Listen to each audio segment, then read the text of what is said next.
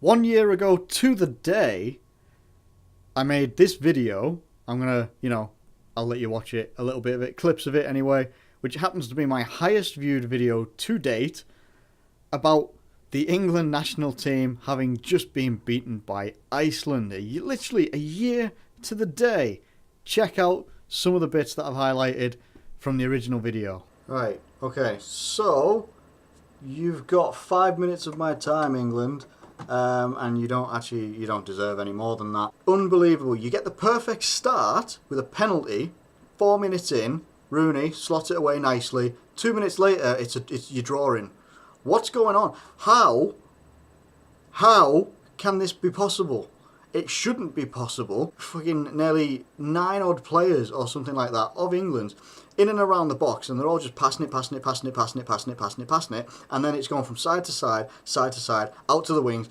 Pretty much the same as I've said in one of our other videos about England as well. They pass it from side to side, then it goes out to a wing, and then they try and pass it into the box, and it gets headed out by the opposition, who then means you then have to pass it back, and pass it to the sides, and pass it maybe the other way. It doesn't work. It doesn't frigging work in the England setup. It barely works for anybody else apart from Barcelona. I said at the start of this tournament that Gary Cahill, Chris Smalling, they're going to be prone to blunders, and tonight we were frigging full of them. How that second goal goes in, I have absolutely no idea. I had flashbacks of that Gareth Bale free kick when he let that in at the same side as well, and it just dribbles over the frigging line, and Iceland deservedly go 2-1 up. You had Rashford come on at the end, 88th minute. 88 minute, and you've got that many different types of substitutes that you could have made, and you could have made your third substitute at like 70 minutes, but it looked like Hodgson stood on the sidelines, and he's just stood there just like, it's like he's doing this, and he's going, oh, what do I do? I mean, stuff's not going right, but how do I fix it? And this all comes down to not knowing what your best first 11 is, and not drilling in a style of football into those players, drilling in an identity before the tournament starts, and hoping that it clicks together in the tournament itself by the quality of players that you have. Well, unfortunately, as we all knew, as fans all knew, that doesn't happen at tournaments. It really doesn't happen at tournaments. You look at the likes of Germany and France and all those guys, and even if they're not cooking on gas all the frigging time, they know who their best players are. They know who their core 6 or 8 people that are going to be in their team every single time, and it's a disgrace that England don't know how to do that. Hodgson will most likely go. He'll have a boatload of excuses, no doubt. They were poor. They were lucky to get out the groups, and we're out at the round of 16. So as you can tell, I obviously wasn't very happy about the result that happened then. I didn't expect also at that point, it was a very low subscriber rate that I had as well, and I got quite a lot of views from that and some good comments and stuff like that. Some not so good comments as well, but hey, it comes with the territory these days. But you have to highlight the England national team just a little bit, because I go back, and that's a year ago to the day. So a year ago to the day, England got knocked out by Iceland in what is billed as their most embarrassing defeat, embarrassing knockout of a tournament ever in England's history. But it wasn't something that you couldn't say wasn't coming at the time, under Roy Hodgson at least.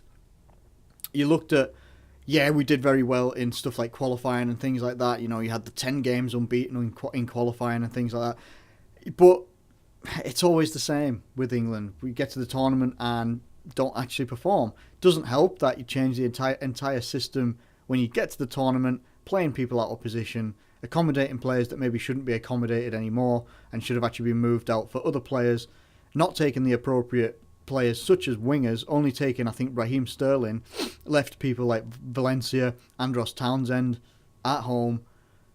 You know, I mean, you had options to take with you. You had options there as well. Didn't play them in the right positions. Playing Sturridge out in the wing, playing Harry Kane out in the wing at one point, having Harry Kane on set pieces, things like taking corners and stuff like that. Why? You just didn't need to do that sort of stuff. Now, some of that stuff has gone under Gareth Southgate, but still, the senior team does seem to struggle, in my opinion, and I still don't believe that it's going to be a good enough. This isn't going to be a better performance in the World Cup, I believe.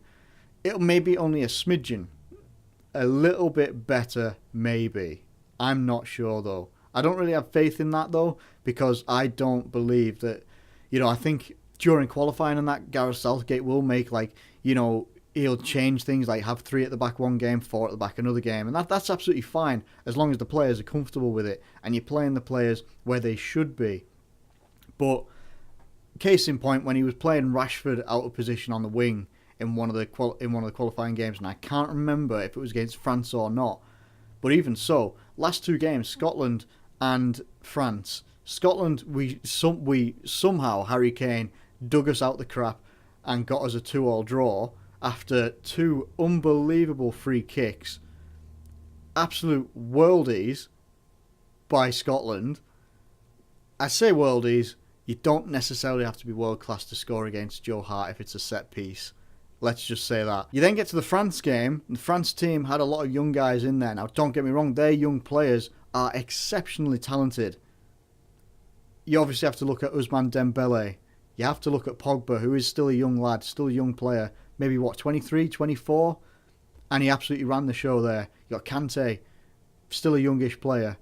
You had, obviously, Mbappe, who is obviously the talk of, he's the talk of transfer summer at the moment. Where's he going to be going? And he looked absolutely electric. He didn't score, but, oh my God, he was very, very key to their attacks. Same as Dembele.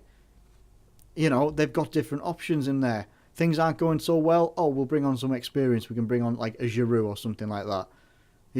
May not be the striker he is, or even start with Giroud, I should say. Depending on what. Might not be the striker that people think he is at Arsenal, where he's not maybe there. People are wanting to see another striker there. In France, it's a completely different thing. He always seems to turn up, has a better strike ratio and goal ratio than Benzema, who is classed as a very much higher rated striker than Giroud. But they had a lot of young guys in there. And you look at Mbappe at 18 years old, why can't England take some of the exceptionally talented people that we have? And I'm not saying that we have people in the under-20s and stuff like that that are as talented and have been able to break through in their club like Mbappe has. And that's another problem that I'll come on to as well. But take some of these players that are exceptionally talented. Not saying like take all of the youth players out of the under-20s and under-21s and bring them into the senior side. But I do think that England need to actually start doing that, because I think maybe the only other person that's had it done, aside from Oxlade-Chamberlain years ago, would have been maybe Sterling when he was younger, and he was I think he might have had a good season with Liverpool, or a good-ish season, good enough to be able to go, and probably that type of player as a winger, where England actually, as England players, they don't have very many. So he was probably a shoo-in to be able to go anyway. I don't know. I think there's just, that is definitely something that they need to come into, because when I've watched the England under-20s and the under-21s play, they play, and it's been said before in the media already, they play without fear. They don't have fear. They haven't been under the scrutiny that the senior squads and stuff like that have been. They play with no fear. It's absolutely unbelievable. The under-20s in that final that they had, I think it was against Venezuela, and they put in a hell of a performance. Hell of a performance. They weren't afraid to attack. They knew when to defend. They had some hairy moments, because Venezuela had, I think there's a guy called Panoranda or something like that. It's definitely Aranda, but I can't remember how the name actually starts. But yeah, he was key to Venezuela's attacks. And obviously he took the penalty that was saved by the guy who plays for Newcastle, or is signed for Newcastle. Again, I think I can't remember his name, Woodman or something, not entirely sure. But you had so many talented players in there, like Lookman. You had Calvert-Lewin at Everton. You got Dominic Solanke, who was at Chelsea, is now at Liverpool. Solanke got player of the tournament quite handily, and he was very, very good. All the players, though, were quite good as well. From a Liverpool perspective, same with Ojo. Maybe I would have liked to have seen him play a little bit more, but I don't, he didn't put a foot wrong. But the players that played, the squad that played, were very good, because they played with no fear. They were able to be creative. It was great. Under-21s, pretty damn similar. I'm remembering that Jordan Pickford, and it went all over the internet, obviously. Jordan Pickford absolutely smashes one from his goal. Like, literally, he's calling someone there. He's going, come here. And then he kicks it right out onto the left and literally pinpoint sets up a run from someone on the left. Now, I can't remember the players that were involved in this one, but right on the left, he runs, he cuts inside, he passes it, guy turns, one turn, one touch, bang, curls it, top right-hand corner. Can't remember who the opposition were, but what a goal that was. And they played absolutely ferociously. They played without fear. Our senior squad can't do that right now. Because, yeah, they've had the failings of the, 2014 World Cup, 2016 Euros. Got the 2018 World Cup coming up. And to me, there's not a great deal of improvement. I'll be honest. Yeah, all right, he might have dropped Wayne Rooney. That's not all that needed to happen. And I'm not saying that, obviously as a Liverpool fan, I'm not saying that, Rooney was the cause of all our problems. He wasn't. He really wasn't. It's just for some reason, the players come to the England national team after a good season. You look at Harry Kane, wins the Golden Boot in the Premier League. You had so many players. Dele Alli, Adam Lallana had a most improved season under Liverpool. And he was absolutely fantastic. I don't understand it. John Stones, I'm still iffy about. I don't know how Joe Hart still gets a start. I think you have to be looking at the likes of... I would be looking at Pickford from the under-21s and thinking, either take him along, maybe have Fraser Forster as your number one. Tom Heaton will be in and about there as well, but I don't think he'll be good enough to take a number one. I don't see a problem with Fraser Forster. Joe Hart, oh my God, I remember there's a game over in Italy that he was playing with Torino, and I think it finished 5-0. He shipped 5-0, and he was responsible for quite a few of the goals. It's right there. Joe Hart's not good enough to be in goal for England anymore. It just not as a straight starter without competition. He's got competition now. Tom Heaton had a good season with Burnley. Fraser Forster always has a solid season. He's not in the best team. But they didn't concede very many goals, Southampton. So, I mean, that's got to be worth looking at as well. If he had a solid defence in front of him. Cahill can be quite susceptible, but if you're going to partner him with John Stones, for Christ's sake, and if you're going to go three at the back and put Eric Dyer in there, or, what's his name? Jesus Christ, Jones. Can't remember his first name. Whoops. But Jones. Now, Jones, don't get me wrong, wasn't too bad in the game that he did play when it was a three at the back. It is Stones that is the problem. I don't know what's happened since he was at Everton, but there was also his last season or something at Everton before Man City bought him for 50 million. And he wasn't that great. He was poor. He was really poor. And all the mistakes that he seems to make always seems to lead to goals. That's just how it is. He's very susceptible to making errors. And I know he's a young lad and he should be given a chance, but there's also got to be like, how many seasons of chances are you going to give him before you think, all right, this isn't good enough. This absolutely isn't good enough. Cahill needs someone strong with him as well. While he is quite good on his own, not on his own. I don't want him in the back on his own, not on his own. While he's a good English defender, I should say, on his own and his own right, he needs someone strong with him. And if he isn't partnered with someone strong, it's not going to go well. Now, Smalling, look, I don't really know what's going to happen with Smalling. On his day, he can be an absolute beast. But when he's not a beast, yeah, he's quite error-prone as well. Left-backs and right-backs, we seem to be okay. Danny Rose, Harry Kane. What the hell? Harry Walker? Kyle Walker. You've also got Nathaniel Klein in there. You've got Bertrand as well. That's pretty solid. There's no real complaints there. I think people's main complaint about Kyle Walker and Danny Rose is that they commit too far forward. But sometimes it's also the way that England play. Midfield always seems a little bit stagnant, always seems like it's lacking a little bit of creativity, even if we're playing what would necessarily be classed as lower quality teams. If we're playing against lower quality teams, it doesn't necessarily mean that we're going to be playing very well. We'll have a lot of possession, won't do anything with it. So what's the problem? I don't know what the problem is. All of these players... You're talking about people like Gary Cahill, won the Premier League this year. You've got, the Liverpool players that are in there. I don't think there's been many of them lately that have, hit top four and played pretty well this season. You've got Man City players in there like Raheem Sterling. Yeah, John Stones. Raheem Sterling as well, obviously he's been marginalised in some ways since Leroy Sané came in. You obviously got the Tottenham boys that are in there. Eric Dyer that gets in the midfield as well. Look, I don't understand what is going wrong with the England national team, but I referenced my earlier video that I made a year ago because where are the improvements being made? You know, you hear pundits and stuff saying, oh, St. George's Park is working, it's doing this, it's doing that. Where? It doesn't matter to me what we do in qualifying. Really, really doesn't matter to me what we do in qualifying. Qualifying gets you there. It's what you do at the actual tournament that matters. So when you turn around and people say, and there were pundits last year that said it as well. I can't remember who it was. I don't think it was Ian Wright because he was well angry from what I remember. But, you know, people saying, well, he's got to take, you know, Hodgson, he's handed his resignation in, but he's got to take credit for going unbeaten in the qualifying. Why? Get beaten in qualifying because then you don't give yourself a false sense of security saying, oh, we're going to do well this tournament. Lose in qualifying. I'm not saying purposely lose, but lose. I wish they would. So then they know that they're not invincible when they walk in the tournament. It just beggars belief of what's going to happen. Because obviously I'll be doing videos for the World Cup next year when it comes. Like I did with the Euros. Because I think people did quite enjoy them. But I tell you what. If we do anything like we did in the World Cup last time. And we do in the Euro 2016. If we do anything near that. All hope is lost with the England team. Unless they start doing what other countries have done. Like Germany.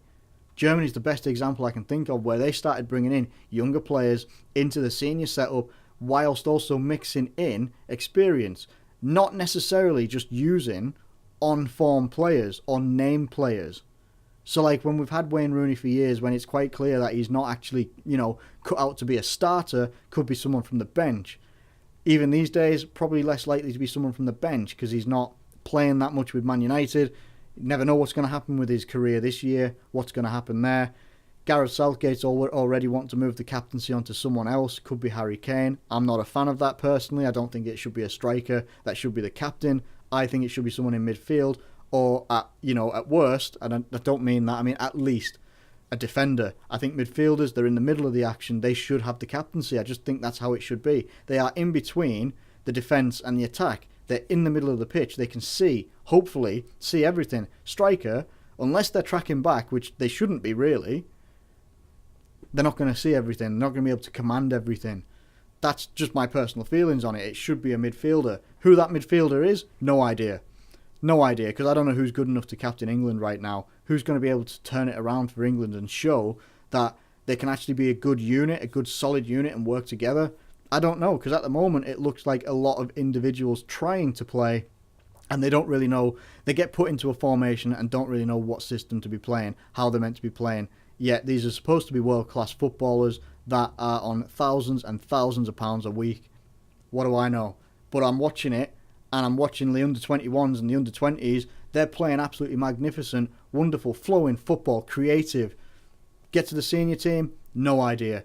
Is it just pressure? Is it stress from the pressure, the media, the expectations? Because to be honest with you, the media expectation, I'm not saying the public, the media expectation on the England team is ridiculous. Because the England team for somehow is still put up as a pedestal up against the likes of Spain, Germany, all those lot. And it's not. It's not. It's really, really not. You know, people thinking that we need to be playing this type of football, electrifying football, passing all over the place. Portugal didn't do that when they won the Euros. Portugal won because they wanted it. They won ugly sometimes. They won with some good goals, but they won ugly as well. They knew how to do that. This England team knows how to play one way, and it's literally either passing side to side and back and forth, very rarely going forward unless it's against a very lacklustre team, and it has to be very lacklustre, and I mean like San Marino type to even get a good couple of goals. There's nothing there. There's nothing there unless they start injecting some creativity of the and fearlessness of younger players. The flip side of that would then the pressure of having those youngsters in there, would that then put pressure on them and take that away from them? You can't win. You can't win. And I don't really know what the point of this video is. It's just more of me just saying that the England team has not, in my opinion, improved since last year. That is just my opinion. I don't think it has. I don't think it's going to look too good. I'll support it and I'll be a fan of it, but I don't think we're going to do I don't think we're going to do very well. I hope you've enjoyed this video anyway. It's just been a little bit of a rant, basically. But I hope you've enjoyed it. Drop a like on it. Get some thoughts in the comments below. What do you guys think as well? And that means anybody. England fans, fans of other nations. What is the England national team doing wrong? What can they do? Will they do it at the World Cup? And like when I say will they do it, can we get to a quarter-final?